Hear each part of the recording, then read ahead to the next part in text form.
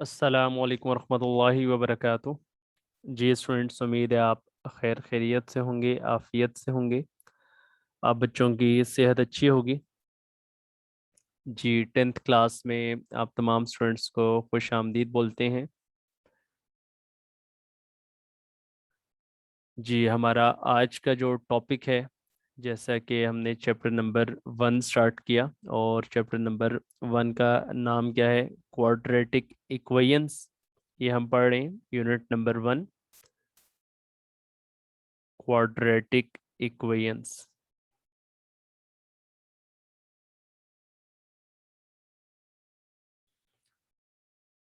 और quadratic equations में हमने ये डिस्कस किया methods to solve quadratic equation.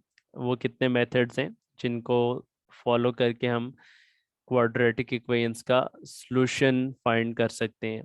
तो हमारी जो डिस्कशन हुई थी प्रीवियस क्लास में, उसमें हमने ये डिस्कस किया था there are 3 methods to solve quadratic equation. Quadratic equation को सॉल्व करने के टोटल 3 मेथड्स हैं, ठीक है।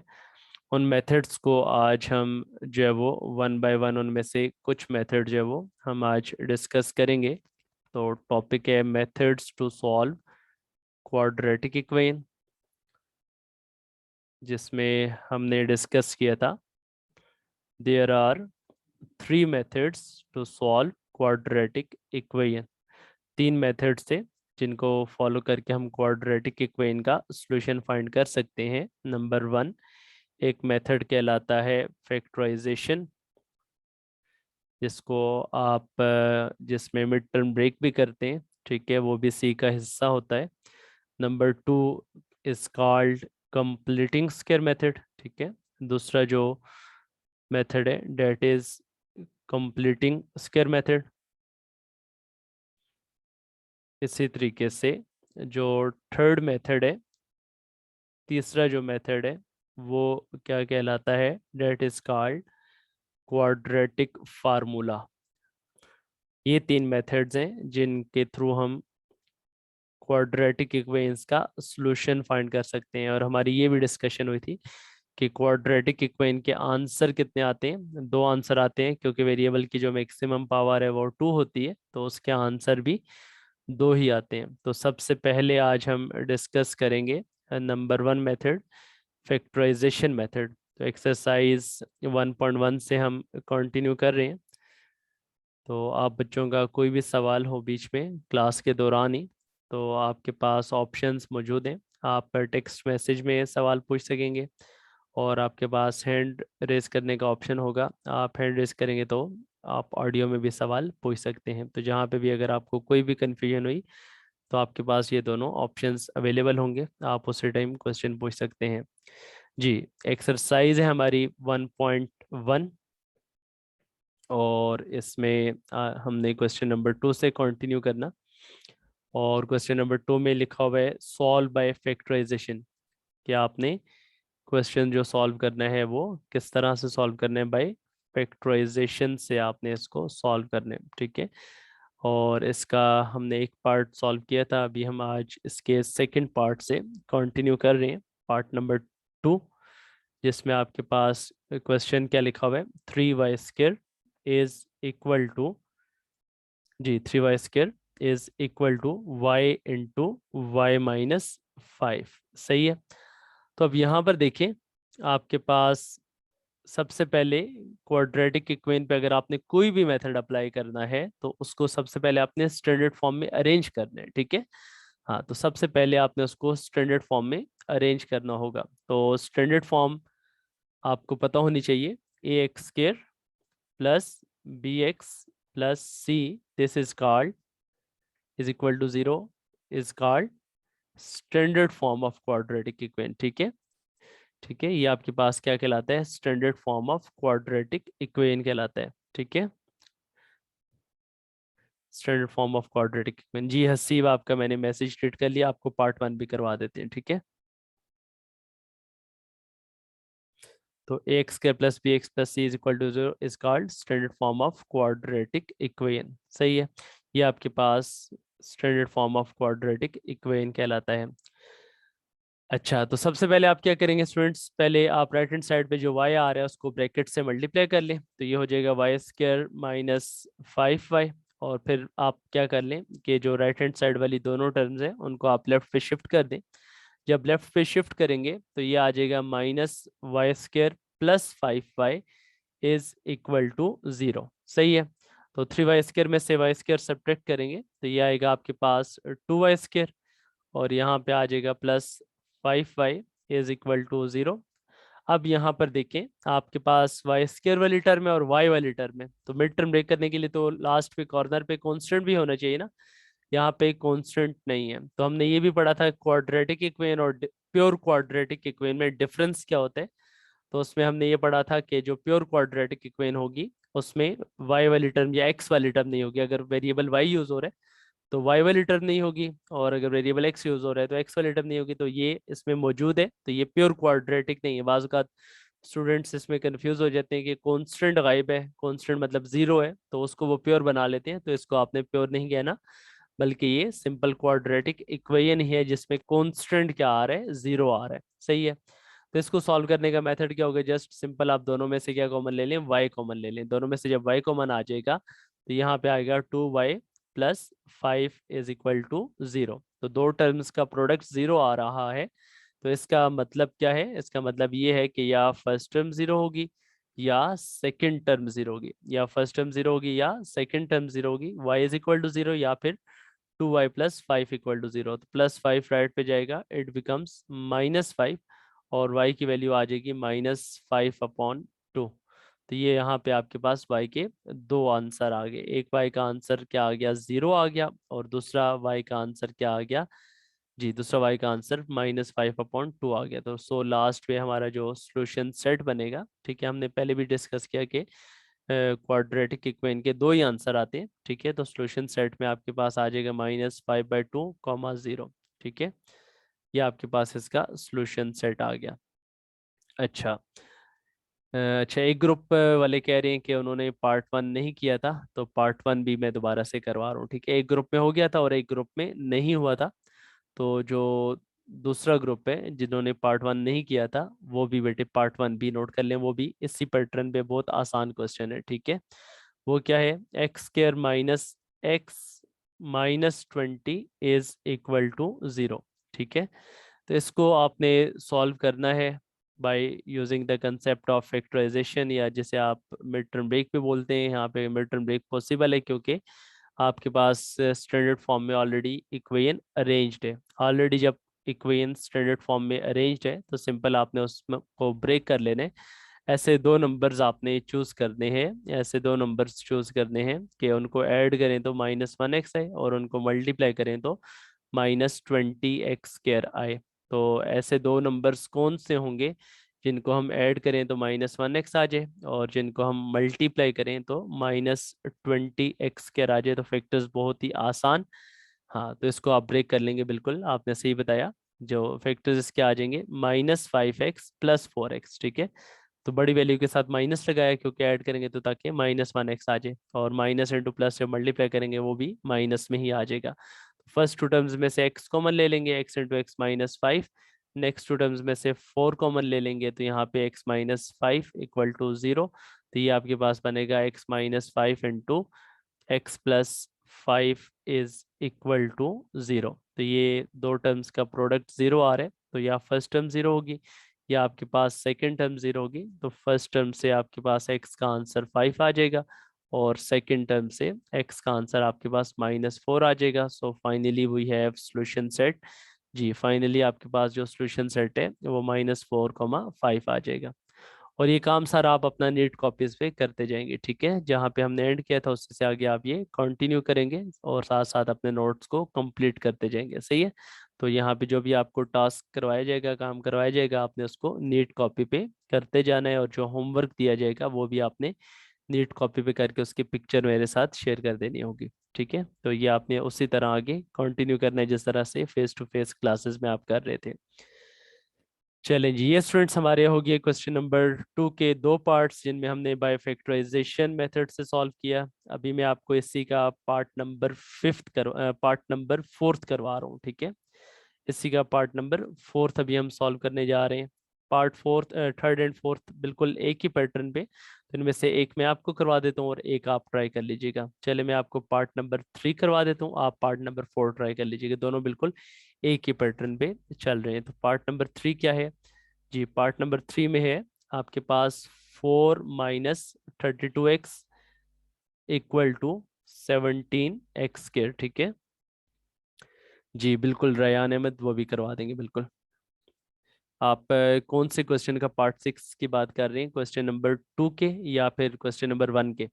4 - 32x is equal to 17x²। जी, ये एक वे है स्टूडेंट्स। हाँ बिल्कुल, वो तो हमने क्वेश्चन नंबर 2 को तो करना है, पार्ट 6 वो तो इंशाल्लाह करेंगे। अच्छा, अब यहाँ पे आप पहले अरेंज कर लें। ठीक है, पहले आप क्वाड्रेटिक इक्वेशन को अरेंज कर लें। तो जो लेफ्ट साइड पे दोनों आपके पास टर्म्स हैं उनको राइट पे शिफ्ट कर दें, तो ये हो जाएगा 17x² -32x है उधर जाएगा तो इट बिकम्स +32x, और +4 राइट पे जाएगा तो इट बिकम्स -4। तो ये आपके पास क्या आ गया? 17x² +32x -4 is equal to 0। सही है। मिड टर्म ब्रेक कर लें। मिड टर्म ब्रेक कैसे होगी? ऐसे दो नंबर्स चूज करने हैं, मल्टीप्लाई करने से कॉर्नर वाली टर्म्स का प्रोडक्ट आया। और कॉर्नर वाली टर्म्स क्या आ रही है? 17 और 4। 17 और 4 का प्रोडक्ट आपको पता है कितना होता है? 68 होता है। तो ऐसे दो नंबर्स चूज करने के मल्टीप्लाई करने से 68 आए और उनको ऐड करने से 32 आए। तो एक तो होता है 68 इंटू 168 होता है, एक होता है 34 इंटू 268 होता है। ठीक है, और भी आप चेक कर सकते हैं और भी जिन तरीकों से 68 अगर आ रहा है। सही है, 17 इंटू 4 होते हैं। तो ये सारे पॉसिबल वेज हैं जिनमें 68 आंसर आ रहे हैं। लेकिन अब आपने सिलेक्शन उस फैक्टर की करनी है जिनको ऐड करने से या सब्ट्रैक्ट करने से 32 भी आता हो। तो इससे तो 32 नहीं आता, इससे भी 32 नहीं आता। तो अब अगर यहाँ पे अगर इसके साथ प्लस यूज कर लें, इसके साथ माइनस यूज कर लें, ठीक है माइनस यूज कर लें, तो +34 और -2 कितना आ जाता है? +32 आ जाता है। तो इसका मतलब है कि इसकी जो मिड टर्म ब्रेक होगी, इसके जो फैक्टर्स बनेंगे वो क्या बनेंगे जी? फैक्टर्स इसके आ जाएंगे +34x -2x। तो +34x -2x ये इसके फैक्टर्स आ गए। ठीक है, ये आपके पास जब इसके फैक्टर्स आ चुके हैं तो फर्स्ट टू टर्म्स में से कॉमन क्या आएगा? 17x कॉमन आ जाएगा। तो यहाँ पे बच जाएगा x +17 इंटू 234, और x भी कॉमन आ चुका है। नेक्स्ट टू टर्म्स में से कॉमन क्या आएगा जी? नेक्स्ट टू टर्म्स में से -2 कॉमन ले लेंगे। तो जब -2 कॉमन आएगा तो इट बिकम्स x +2, और इस तरह से ये फॉर्म आपके पास आ जाएगी x +2 into 17x -2 is equal to 0.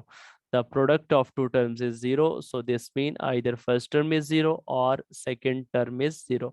या फर्स्ट टर्म 0 होगी या सेकंड टर्म 0 होगी। तो यहाँ से x का आंसर -2 आ जाएगा और यहाँ से x का आंसर +2/17 आ जाएगा। तो सो आपके पास फाइनली इसका जो सॉल्यूशन सेट है, ठीक है, वो क्या बनेगा जी? फाइनली इसका सॉल्यूशन सेट आपके पास आ जाएगा -2 एंड 2/17। -2 एंड 2/17 ये इसका सॉल्यूशन सेट आ जाएगा। तो इस तरह से ये आपने बाय फैक्टराइजेशन क्वेश्चन नंबर 2 का पार्ट 3 भी सॉल्व कर लिया। ठीक है, चलें अब आ जाएं जी last part of this question. इस क्वेश्चन का लास्ट पार्ट। अच्छा, ये is it clear to all students? ये जो पार्ट अभी हमने सॉल्व किया, is it clear to all students? ये आप तमाम बच्चों को समझ आ गया जी? Is it clear to all students? Text message में आप जो है वो रिप्लाई कर दीजिए जी। किसी भी स्टूडेंट का कोई भी सवाल हो, कोई कंफ्यूजन हो, you can ask question in text message और इन ऑडियो। जी हसीब, आपको मैंने एक्सेप्ट किया, बोलिएगा। सर ये जो जैसे हम मिड टाइम ब्रेक करते हैं तो आपने ये समझाया कि 32 को अगर ऐसे नंबर से करें कि प्लस माइनस करें तो 32 आंसर है उसका। जी तो बिल्कुल। सर ये, और सर ये क्या नाम है, जब भी करते हैं ये जैसे 4x है तो जैसे 17x² है, तो सबसे पहले वैल्यू के साथ वो मल्टीप्लाई करना है हाँ, ना। कॉर्नर वालों को आपस में मल्टीप्लाई करके चेक करना है क्या आपको मल्टीप्लिकेशन से नंबर क्या चाहिए। तो एक आपके पास x² का कोएफिशिएंट 17 था और कांस्टेंट -4 था, तो मल्टीप्लाई करने से -68 आना चाहिए और ऐड करने से +32 आना चाहिए। ठीक है, ठीक है, थैंक यू। चलिए ओके, वेलकम बेटे। चलिए, मैक्सिमम बच्चों ने कहा कि उनको ओके हो गया, क्लियर हो गया, ठीक है, वेरी गुड। चलिए अभी हम इसका लास्ट पार्ट करते हैं। ठीक है, अभी हम इसका लास्ट पार्ट सॉल्व करने जा रहे हैं, पार्ट नंबर 6। और इसमें पहले आपने उसको स्टैंडर्ड फॉर्म में अरेंज करना होगा, और स्टैंडर्ड फॉर्म में अरेंज करने के बाद फिर आपने उसको फैक्टराइजेशन मेथड उस पर अप्लाई करना होगा। ठीक है, बहुत ही आसान सवाल। पार्ट नंबर 6 देख लीजिए। 2/x-9 is equal to 1/x-3 -1/x-4। तो ये आपके पास क्वेश्चन गिवन है। क्वेश्चन नंबर 1 में भी हमने इस तरह का पार्ट किया था, जिसमें आपने उसको जस्ट अरेंज करना था स्टैंडर्ड फॉर्म में, और ये बताना था कि इनमें से कौन से इक्वेशंस क्वाड्रेटिक इक्वेशंस हैं और कौन से प्योर क्वाड्रेटिक इक्वेशन है। तो उसमें भी आपने इस तरह का क्वेश्चन किया था, जिसमें आपने उसको स्टैंडर्ड फॉर्म में अरेंज किया था। ठीक है, तो यहाँ पर भी हम पहले इसको क्या करेंगे, स्टैंडर्ड फॉर्म में अरेंज करेंगे, और after arranging in standard form फिर आपने बताना होगा कि आपके पास इसको फैक्टराइजेशन मेथड फिर आपने इस पे अप्लाई करना होगा। सही है, तो बड़ा ही आसान सवाल है। हाँ, तो उसके लिए मेथड क्या मैंने आपको बताया था कि एक तो आप एलसीएम लेकर क्रॉस मल्टीप्लाई कर लें, या फिर दूसरा ये है कि आप दोनों साइडों का जो डिनोमिनेटर है उनका कंबाइन एलसीएम ले लें, और उस एलसीएम से हर टर्म को मल्टीप्लाई करेंगे तो फ्रैक्शन खत्म हो जाएगी। ठीक है, तो इन दोनों में से कोई मेथड भी अप्लाई किया जा सकता है। हम सिंपल चले, राइट हैंड साइड का एलसीएम लेकर क्रॉस मल्टीप्लाई कर लेते हैं। ठीक है, तो राइट हैंड साइड का एलसीएम क्या आ जाएगा, x-3 इंटू x-4। और आपको बताया कि जो इसके साथ सेम आ रही होती है उसको छोड़ के जो डिफरेंट है उसको न्यूमरेटर से मल्टीप्लाई कर देना है। तो 1 मल्टीप्लाई बाई x-4। इसी तरह से यहाँ पर x-4 सेम आ रहा है, डिवाइड करेंगे तो आंसर 1x-3 आएगा, उसको ऊपर वाले -1 से मल्टीप्लाई कर देंगे। ठीक है, तो एलसीएम लेने में किसी भी बच्चे को कोई कन्फ्यूजन नहीं होनी चाहिए। इस तरह से आपने इसका एलसीएम फाइंड कर लेना है। चलिए, अब क्या करेंगे जनाब, अब आप इसको क्रॉस मल्टीप्लाई कर लें। ठीक है, या क्रॉस मल्टीप्लाई करने से पहले एक स्टेप और परफॉर्म कर लें। तो ये आपके पास x-4 -x+3 हो जाएगा, और डिनोमिनेटर में x² -3x -4x+12 हो जाएगा। ठीक है, और लेफ्ट साइड पे एज इट इज आ रहा है 2/x-9, और यहाँ पर आपके पास कट हो गया +x और -x विद ईच अदर, तो बाकी ऐड कर लें। तो -4+3 कितना आ जाएगा, -4+3 -1 आ जाएगा, और अपॉन x² -3x -4x कितना आ जाएगा, -7x +12, और लेफ्ट साइड पे 2/x-9 एज इट इज। अब आप क्रॉस मल्टीप्लाई कर लें। ठीक है, अब जब क्रॉस मल्टीप्लिकेशन करेंगे तो ये आपके पास आ जाएगा 2 × x² -7x+12, और राइट हैंड साइड पे -1 × x-9। तो माइनस को मल्टीप्लाई करेंगे तो -x+9 हो जाएगा, और यहाँ पे बनेगा 2x² -14x+24। ठीक है, अब आप टर्म्स को अरेंज कर लें एक तरफ। जो राइट हैंड साइड पे आपके पास टर्म्स आ रही हैं उनको भी हम शिफ्ट कर देते हैं लेफ्ट हैंड साइड पे। तो उनको जब आप शिफ्ट करेंगे लेफ्ट हैंड साइड पे तो ये आपके पास आ गया 2x² -14x+24, और -x जब लेफ्ट पे आएगा इट बिकम्स +x, और +9 जब लेफ्ट पे आएगा इट बिकम्स -9 = 0। तो स्टैंडर्ड फॉर्म में आपकी इक्वेशन ये अरेंज हो चुकी है। 2x² -13x, और 24 में से 9 सब्ट्रैक्ट करेंगे तो ये आपके पास आ जाएगा 15। अब आपने इसकी मिड टर्म ब्रेक करनी है। ठीक है, अब आपने ऐसे दो नंबर्स चूज करने हैं, ऐसे दो नंबर्स चूज करने हैं जिनको हम आपस में ऐड करें तो आंसर आपके पास क्या आ जाए, जी आंसर आपका आ जाए 30x² आ जाए। और जब आप इनको आपस में क्या करें, मल्टीप्लाई करें, ठीक है मल्टीप्लाई करें तो 30x² आए, और उनको ऐड करें तो -13x आए। तो आप स्टूडेंट्स बताएंगे इसके फैक्टर्स क्या बनेंगे, आप स्टूडेंट्स बताएंगे what are the factors of this equation. इस इक्वेशन के मिड टर्म ब्रेक अगर हम करना चाहते हैं तो इसके फैक्टर्स क्या बनेंगे, आप तमाम बच्चों की क्या आ रहा है इस बारे में, टेक्स्ट मैसेज में पार्टिसिपेट कर लीजिए। हाँ बिल्कुल, उमेर कह रहे हैं कि -3x और -10x बनेंगे, और जी बिल्कुल ऊपर हसीब ने भी यही बताया 10x, लेकिन साथ में साइन भी यूज़ किया करें। ठीक है, जब भी आप मिड टर्म ब्रेक कर रहे होते हैं ना उसमें फिर आप साइन साथ में लाजमी मेंशन किया करें, प्लस या माइनस, क्योंकि उससे फ़र्क पड़ जाता है फिर। तो बिल्कुल फैक्टर्स आप बच्चों ने सही बताए, फैक्टर्स आप बच्चों ने बिल्कुल सही बताए कि -10x और -3x। तो दोनों को जब हम ऐड करेंगे तो -13 आ जाते हैं, और दोनों को जब मल्टीप्लाई करेंगे तो +30 आ जाएगा, क्योंकि कॉर्नर वाली टर्म में 15 और 2 है, तो 15 और 2 का प्रोडक्ट 30 होता है। तो ये आपके पास इसकी मिड टर्म ब्रेक हो जाएगी। तो फर्स्ट टू टर्म्स में से हम कॉमन लेंगे 2x, तो यहाँ पे आ जाएगा x-5। इसी तरह से नेक्स्ट टू टर्म्स में से हम कॉमन लेंगे -3, यहाँ पे आ जाएगा x-5, और फिर x-5 दोनों में कॉमन आ गया, और फर्स्ट में से 2x बच जाएगा, सेकेंड टर्म में से -3 बच जाएगा। Now the product of two terms is 0, so this mean either first term is 0 और सेकेंड टर्म इज 0। तो यहाँ से x का एक आंसर 5 आ जाएगा और दूसरा आंसर 3/2 आ गया। ठीक है, x का आंसर 3/2 एंड 5 आ गया। सो सोल्यूशन सेट आपके पास यहाँ पे आ गया 3/2 एंड 5।